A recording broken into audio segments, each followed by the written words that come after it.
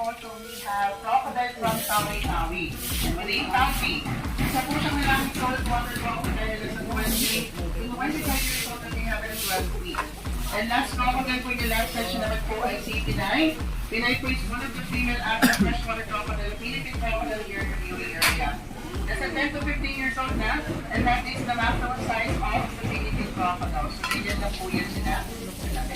So again, Philippine crocodiles are critically endangered and nag-aalit na po sila makulot kaya kailangan ginagawa. Okay. This is then our guided tour, but everyone is on board with the tour.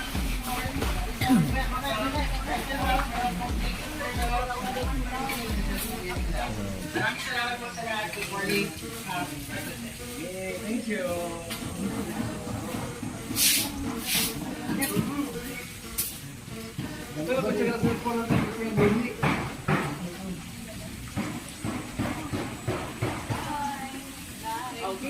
Hi.